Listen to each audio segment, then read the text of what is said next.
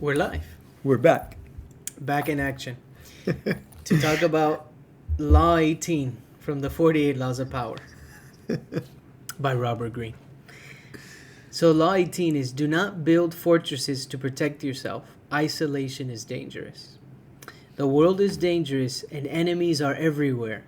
Everyone has to protect themselves. A fortress seems the safest, but isolation exposes you to more dangers than it protects you from. It cuts you off from valuable information. It makes you conspicuous and an easy target. Better to circulate among people, find allies, mingle. You are shielded from your enemies by the crowd. Wow. So, Law 18 of the 48 Laws of Power is do not build fortresses to protect yourself. Isolation is dangerous. I agree. I just love Robert Greene. So, I can think of a situation in business where I saw Okay. A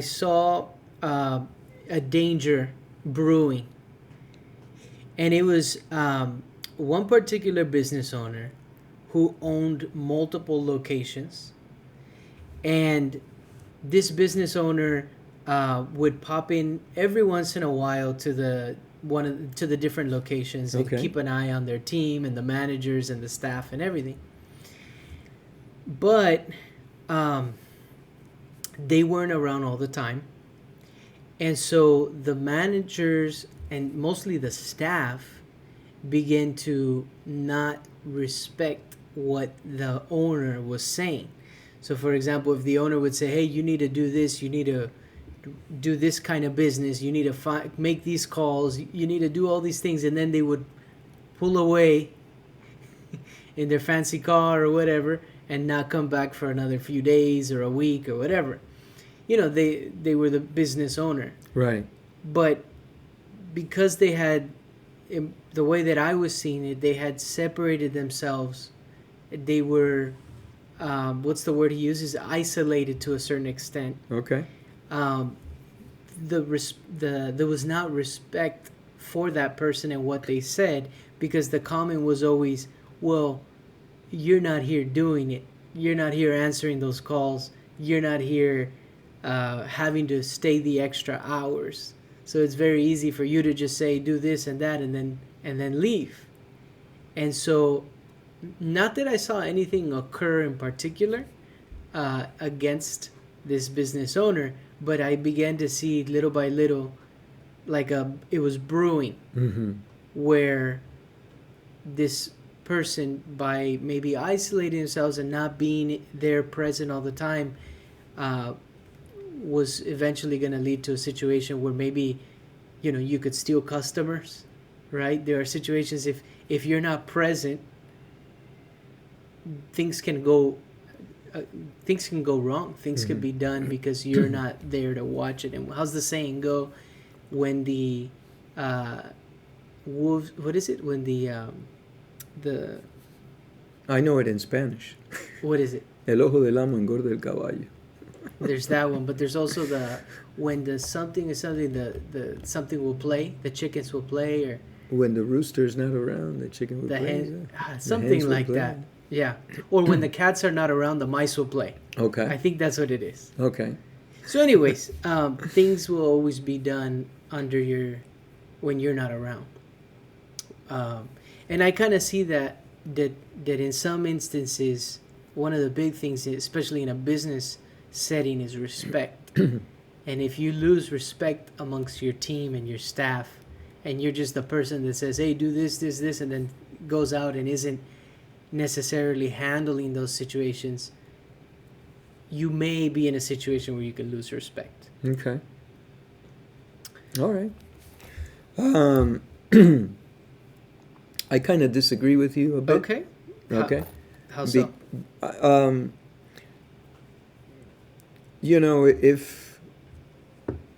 If you're going to, I know people that own several businesses, okay, and I'm here to tell you and guarantee you that you can't be there all the time, Yeah. okay, because your level of expertise once you have that business is developed into something different. For example, I own an insurance company. I'm not there writing the policies. Okay? Um, that's not something I'm proud of, but um, I haven't written a policy in many years. Okay, so I have staff that write the policies. Okay, but they know what they're doing. They're handpicked, and we go over everything that is happening within the industry. Which, by the way, in California, it's in great chaos and turmoil right now. And I think throughout the country, actually. Um, and so I don't think that you lose respect by not necessarily being there. I think that you lose respect but not having a leadership ability or the content that is necessary to unite everybody for one common goal. And that common goal is staying alive, because you're taking care of everybody within your staff. And, everybody has to sustain themselves and their families, make a good living, and feel good about what they're doing at the end of the day. So when you deal with the public, whether you're doing real estate like we're doing, insurance, title, whatever it is that you're doing, you're selling pants, retail, it's you need to stay definitely in touch with the people that are providing the services for you.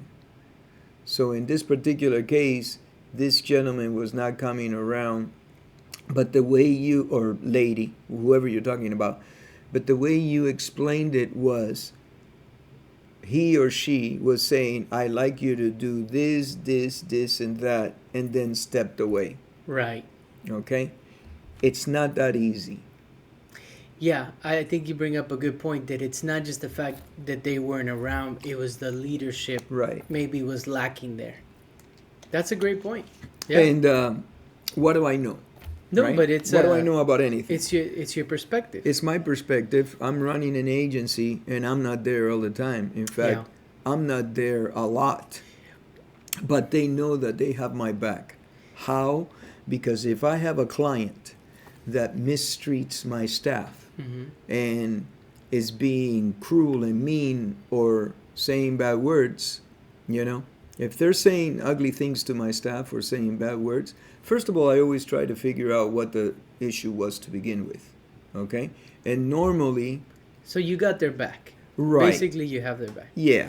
So what about instances where, like, the ivory tower? Like, somebody achieves a certain level of success that they no longer, and I think this is what Robert Greene's talking about, they no longer want to be in touch with the daily and actually in the trenches. They want to oversee things and they feel safer in that environment. They don't want to take on maybe the risks like before. And now they're more of a threat, right? Because, now they are more in danger because everybody's looking at them. They're the ones on the ivory tower, kind of. Okay. So, your question or statement has a ton of stuff that we could talk about. Because, for example, in my humble 2 cents, okay, it's not just being in business, but when you get to a position, okay, if you think that the growth to get there was rough, okay, staying there is even tougher. Staying on top of the mountain, it's even tougher. Why? Because you got people gunning for you. Because before, when you were on your growth mode, you were just one of the pack. And maybe people didn't see you as a threat, that you say. But once you get to the top, okay, like Cardone says, you want to dominate your industry. Okay, well, if you get to any level, and it doesn't have to be all the way to the top, okay? And maybe it's halfway up the mountain, but it's still a high level. There's going to be people gunning for you. Sure. Why? Because they want that position. Yep. Okay? They want your clients or, Sure. And actually, Patrick Bet-David talks about that also, not just Robert Greene. Yeah, yeah. And so when you're in that position, But you also said, if I may, real quick, and sure, then hold on to that thought, okay, please. But you also said when you get to that ivory tower at the top, you also said that person doesn't want to be connected in the day-to-day affairs. Okay. with the common folk. Um, there is no common folk, man. Okay, we're all in this together. No, no, no. The idea of the ivory tower. Right, but see, that's to me kind of like letting your ego get the best of you. Yeah. If you're surrounded by people that tell you what a great move you made, you did this move, and you don't have anybody really sharing with you the truth about True feedback. Yeah, true feedback, then you're gonna think that you don't make any mistakes and you're gonna keep moving forward. Then you lose touch Yeah. with what's really happening out in the battlefield, which is the trenches, Yeah. and that's very dangerous. That can bring a company down. Yeah. So you have to stay in touch. The guy from Cheetos, he said that he was inspired by one of the owners, right? Because The the Hot owners, Cheetos. yeah, he said I think maybe the owners came in, the CEO. or the CEO came out and said, if you guys have a different idea, a great idea, or a way to improve our systems, I want to know about it. Yeah. And he went straight to the top and communicated with that CEO, which upset middle and higher management because he went above them, Right. from what I understand. So there's something to be said. It's all about people skills. Yeah. How do you handle people? In all honesty. Yeah. Yeah. It's interesting because you talked about if you're not willing to be around people that will tell you the truth, let's say, real feedback, which I think there's very few people that give you like real honest feedback. Because one thing very interesting is that I've encountered is who do you take advice from? Right. Because a lot of people give advice, but what merits that person, like why should you listen to that particular person's advice? And I think that you got to be really careful. And then the second, because I've gone through this, it's like a filter. At what stage in their life are they when they're giving you that advice? And maybe I heard this from Cardone. I don't remember who I heard this from, but let's say you got a person who now's in their 70s and they hustled when they were young and now they're very, very successful. The mindset's very different than what they would have told you when they were in their 20s, in their 30s, in their 40s. No doubt about it. So those are all the things you have to think about when you're taking someone's advice. Right. I do believe that we can learn from everyone to a certain extent. But if someone's giving you advice on business maneuvers and you got to be careful. The other piece of it is somebody that I respect very much, our friend Abel, who runs a very successful restaurant, says that he gives more importance to the critiques on his restaurant than the praises. So I remember the example he gave, hey, the chips were cold. A customer came up to him one day and said, hey, you know what, the chips were really cold or stale when they got to me. They weren't good. He gives more attention and importance to that comment than the 10 other comments that day that we had such a great time. Everything was great. Right. He said, I give more value to a complaint than to a praise. Yeah. So if somebody's complaining about something, if he looks into it, which he does, potentially if that customer had any merit, there's something wrong with that process that needs to be tweaked a little bit. It was fine before, but now with the passage of time, something's happened. You either have a new employee in there, this and that. Today, where we had breakfast, you could tell that the gentleman that was walking the floor was senior management because he had a lot of gray hair. And he was talking to a younger guy. The younger guy was also Training? training management maybe. So he said, hey, there's a couple new kids in the back, go talk to them because this part is not out yet. So go speak to them, see what's happening, what's holding something back. Okay? Yeah. So no matter what, you need to have good people in every line of business. But for example, I think of Mark Cuban.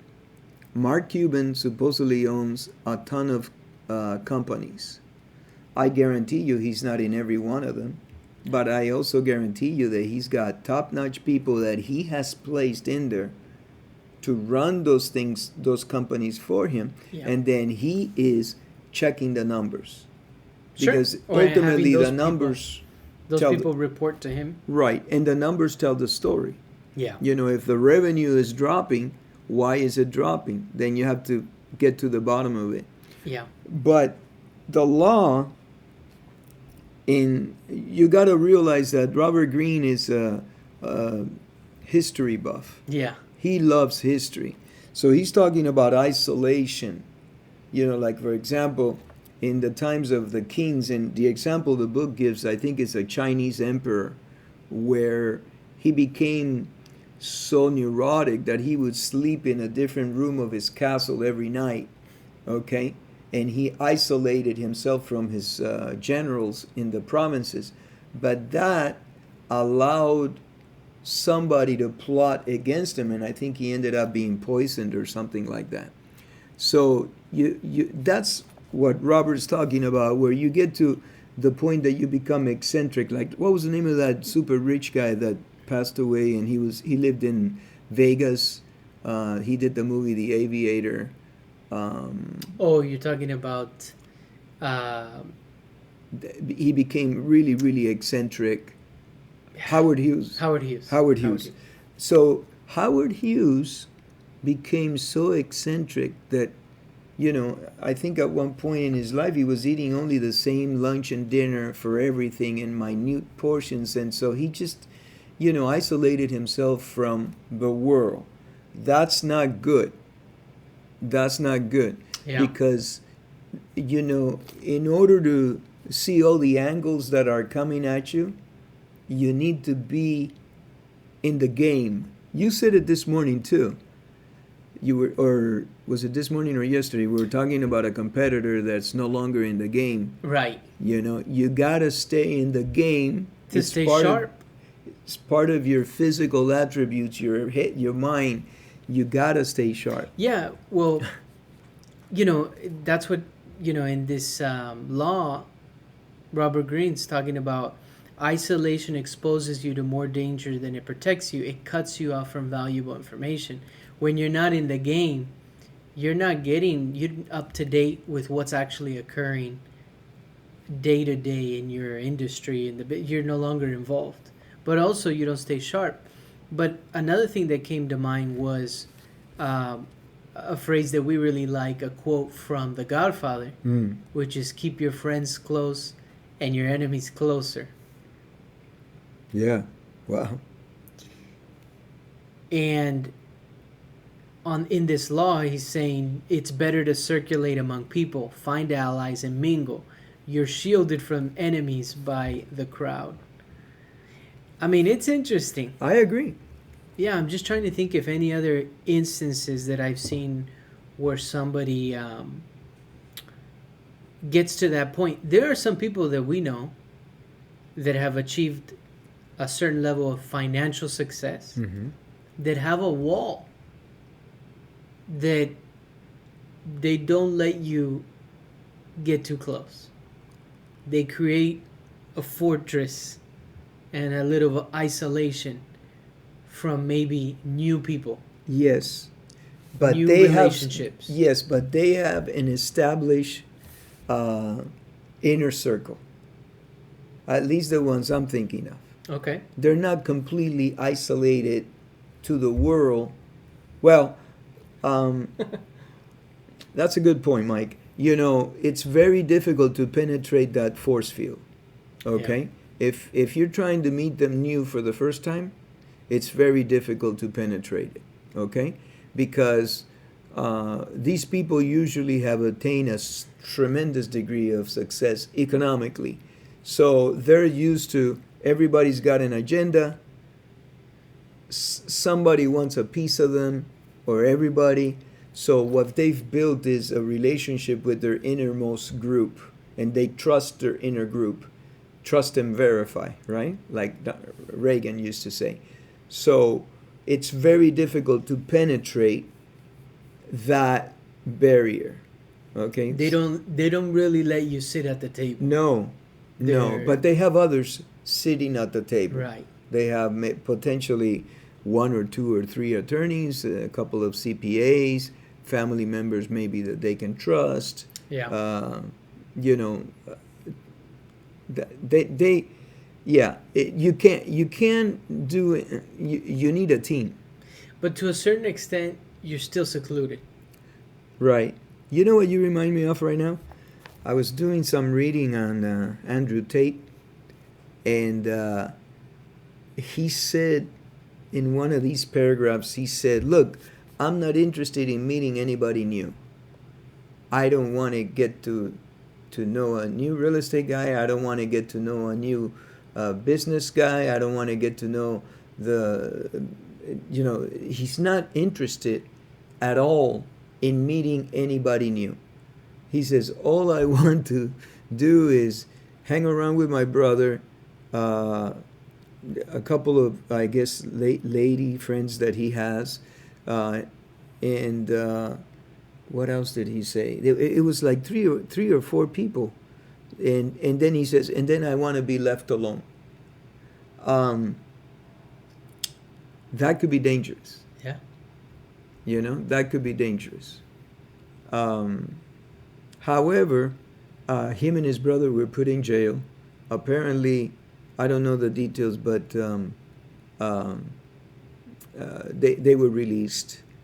And his brother is his most faithful and loyal ally, because he says the brother never complained to him while he was in jail, but he was put in jail only because the only reason because he was his brother. And they both went in. But Andrew was the one that was getting all the heat. Right. But the brother, they took him in too, just because he was the brother. So I think that if you isolate yourself, you run the risk of someone that's trying to knock you out through conspiracy or something. In the older days, for sure. You know, they poison you, they shoot you with an arrow or whatever. Yeah. Nowadays, you know, they're not going to kill you. You know, that's not the times that we live in. But it definitely exposes you. It really, truly does. Yeah. It weakens you. I think it weakens you. What do you think about the Godfather saying, "Keep your friends close and your enemies closer"? I think it's brilliant because, okay, you have your friends close to you, but if you have your enemies, then you know what moves they're making, you know? Then you can prevent some of the consequences of their actions. And your enemies they have one thing in mind. They want to take you down. Okay? So, yeah. And in his case, he had reached a very high, supposedly he had, politicians in his pocket, judges, the police, a ton of the police. So this is a movie, right? So supposedly he was paying off a bunch of people, so he had control over a lot of people. So he had a lot of enemies. He had created a lot of enemies on his way up. So in a business setting, maybe it's more just people that don't like you or are gunning for your spot or a competitor. Exactly. Not someone necessarily trying to take you out like in The Godfather. Correct. But yeah, I was listening to a podcast on these stand-up comedians, and one person, I think it was it was a guy named Bobby Lee. He was sharing that one of his mentors or somebody that brought him up was the owner of the comedy store, the comedy club. Mitzi Shore was her name. Okay. And that she told him, in what you do in comedy, something along the lines of half of the people need to like you, half of them not like you. That means that you actually stir up some sort of emotion. And in a business setting, if you're good at what you do, you're probably gonna be not liked by some people because they want maybe where you are. Oh, for sure. You Oh, know? you're going to be stepping on toes. Right now, we have somebody that's quoting a fleet of commercial vehicles. If that person gets that fleet, the guy that loses the fleet's not going to be happy at all, or the lady that loses it. You know, Sure. it's a give and take all the time. Yeah, yeah, And where was it that I've been doing a lot of reading lately, especially because I like this guy that's running for president in Argentina. But there was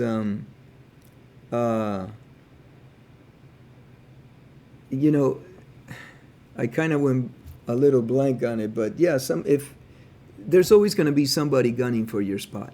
yeah. Okay, if you're at the bottom of the totem pole, nobody wants to be there, so you're safe. Okay, but if you start climbing, that's when you're going to see all the aggression coming at you, and then that's what the trip is going to make the man or the woman. You're going to get hardened as you climb the wall of, or the ladder of success, especially in the corporate world. Yeah, and I think this law, it talks more about somebody who's achieved a certain level of success, right? Because you're Yes. not really gonna build a fortress and protect yourself if you have nothing to protect. Yeah, You're and building that because you built something. yeah, and if you really get technical about it, okay, you build a fortress, right? Well, that's how they brought Rome down, I believe. They stopped the food intake to the fortress, and everybody was starving inside. And so, and that's happened time and time in history. You build yourself a fortress, okay, but how do you get your supplies? If somebody, okay, they're in a fortress, they think they're in good shape, so where do they get their water? All right, the water comes in this way, we're going to knock out the water supply, okay? Where's the source of food? The food comes in this way, okay, we're going to knock out the food supply. Yeah, that's That's a good very point. easily done. Yeah. And where are you? You are behind the walls in the fortress. And then no food, no water. Eventually, You're gonna there'll have be to a get out. revolt. Well, they'll start. The unhappy people will start a revolt from the inside. Yeah.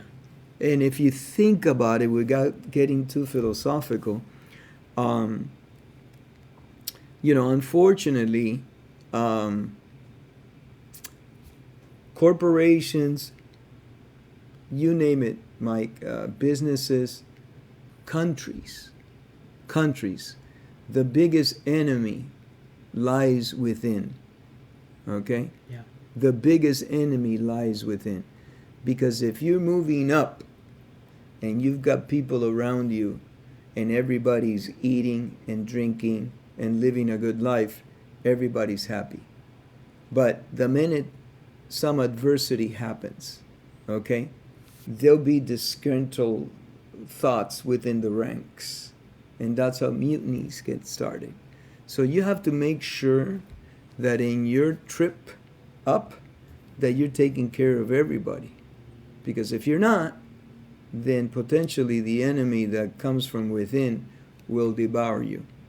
It's not only the guys that are on the outside gunning for your spot, Yeah. So it's interesting. That's why people like Alexander the Great and Napoleon, specifically, that come to mind right now, got so much respect from the people that they were leading, because they were in the battle with their armies. Alexander the Great got stabbed and wounded many times, and so did Napoleon. In fact, Robert Greene mentions, I think, that they told Napoleon, hey, you gotta stay back a bit. We can't afford to lose you in one of these battles. And if that indeed happens, they lose everything, because that's the leadership. Right. Cyrus the Great was killed in battle. and he was one of the greatest unifying forces, I would say, in history. That's why he was called Cyrus the Great. He was killed in battle. Okay, and today we were talking about Jose Marti, which was a Cuban orator, and to a certain extent revolutionary, but with words, right? Yeah. So the pen is mightier than the sword. He was killed in battle. He could have done more for the cause by using his brain, his ideas, and his pen, and putting it on paper than dying near a river, you know, like he did. But sometimes you want to show your bravery, you want to go out there, and that's what happens. Yeah. But this, I love this law. I mean, it's another good one, and so it's definitely one to think about as you're climbing, or wherever you are in life, right? You don't want to isolate yourself. No. I don't think you ever want to isolate yourself. You want a constant flow of new ideas. Sometimes we go to a place, a restaurant, or a like where we were today, and it's hustling and bustling and busy. I love it. And that gives energy, but we had driven by earlier in the day another place that was empty. Oh, and Gordon Ramsay, I brought it up because Gordon Ramsay says the way you can tell if a restaurant is good is how busy it is on a Monday. And this restaurant was extremely busy on a Monday. Extremely busy. And the other one wasn't. So those are really interesting things. And if you cut off communication and isolate yourself too much, I think in the end, I agree with Robert Greene. So do I. You know, I think that it can happen to anyone because for whatever reason, if you fall, let's say, into somewhat of a depression, okay, for whatever reason, something happened in your personal life, to your family, or, you know, whatever, something happened that's extremely meaningful to you, and you fall into a depression, usually people that are depressed, you know, they don't want to mingle. They want to be to themselves. They're in some kind of a sorrow, right? Sorrow, yeah. Sorrow. And, you know, you need to lift yourself from that darkness. And I think that if you have people that love you in your circle, you know, a good friend, a good family member can help you come out of that. I don't know, depressions, but that's one thing that I could think that would drive you into that. Yeah.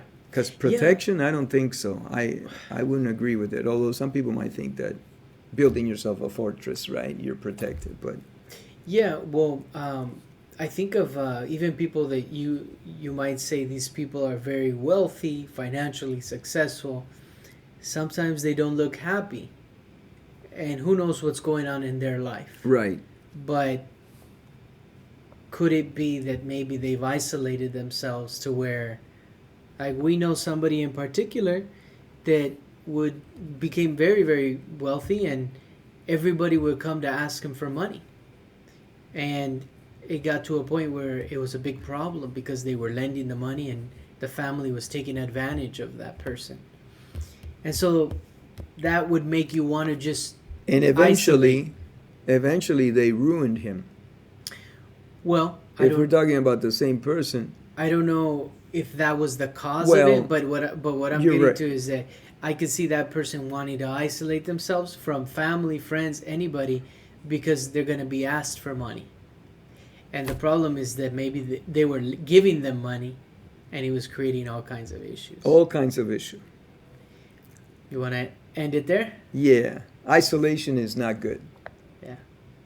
All right. All right. Thank you.